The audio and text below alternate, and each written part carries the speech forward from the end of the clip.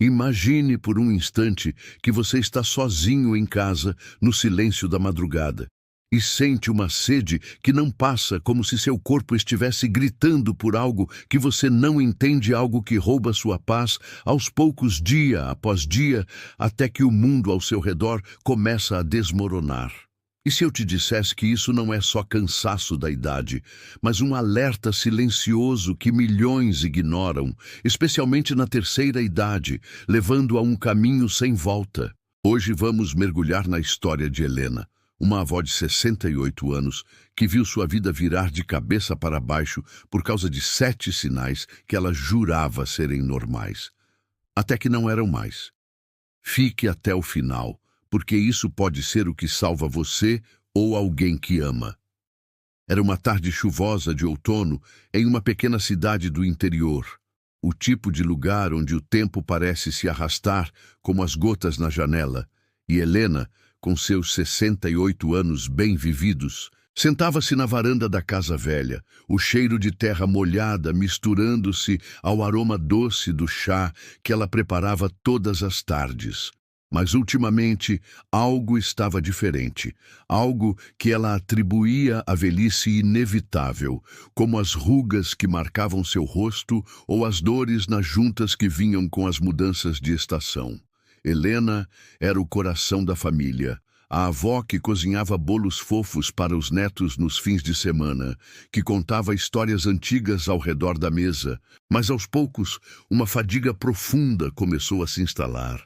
Não o cansaço comum de quem levanta cedo para cuidar do jardim, mas um peso nos ossos que a fazia cair no sofá no meio do dia, os olhos pesados como se o mundo inteiro estivesse pressionando seus ombros, e ela pensava, é a idade, nada mais, ignorando que esse era o primeiro sinal, o cansaço inexplicável que o pré-diabetes sussurra no ouvido dos idosos, roubando a energia que resta para os anos dourados. Enquanto os dias se arrastavam, Helena notava que sua boca estava sempre seca, uma sede que não passava nem com copos e mais copos de água, como se seu corpo fosse um deserto árido clamando por chuva, e ela bebia.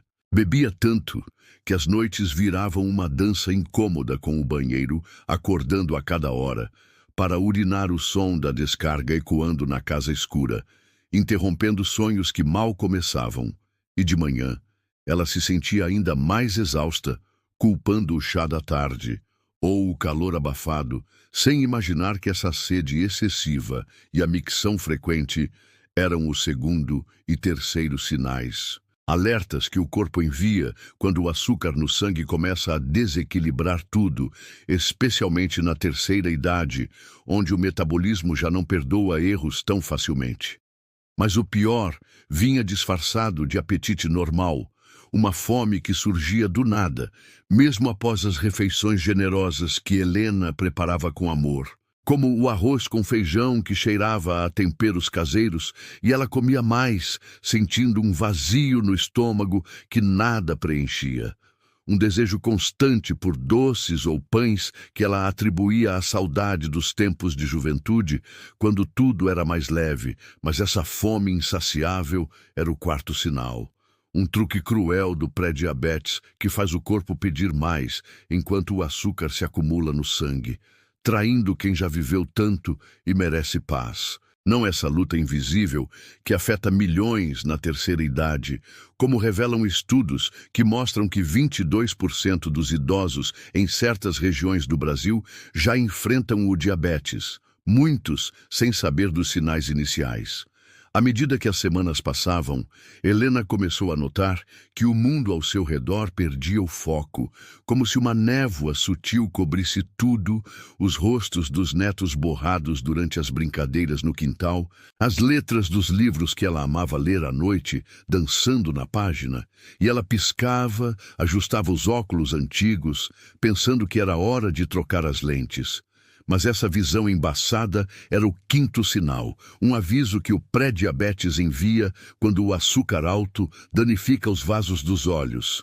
Algo que Helena ignorava, enquanto o sol poente pintava o céu de laranja, e ela se sentia cada vez mais isolada em seu próprio corpo. questionando se a vida na terceira idade era mesmo assim, um lento apagão das coisas que importam.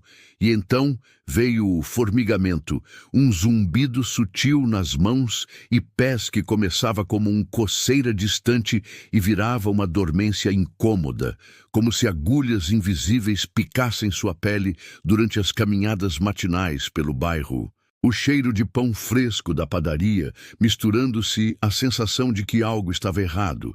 E Helena massageava os dedos, atribuindo ao frio ou à artrite que os médicos mencionaram casualmente, sem saber que esse era o sexto sinal, os nervos periféricos clamando por ajuda enquanto o pré-diabetes avança silencioso, especialmente em idosos onde as complicações podem ser mais graves, como apontam dados da International Diabetes Federation, que colocam o Brasil como o quarto país com mais diabéticos no mundo, 13 milhões de pessoas lutando contra isso, muitas na terceira idade.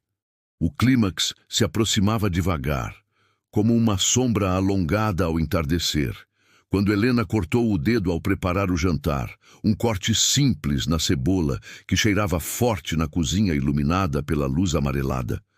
Mas dias depois, a ferida não cicatrizou, inchando vermelha e dolorida. Uma infecção que se instalava teimosa, e ela aplicava pomadas antigas, ignorando a dor latejante. Até que o sétimo sinal se revelou em toda sua crueldade. Feridas que demoram a curar. Um alerta final do pré-diabetes que compromete a circulação e a imunidade, deixando o corpo vulnerável. E foi aí, no consultório do médico, com o cheiro de antisséptico no ar e o coração acelerado, que Helena ouviu as palavras que mudaram tudo.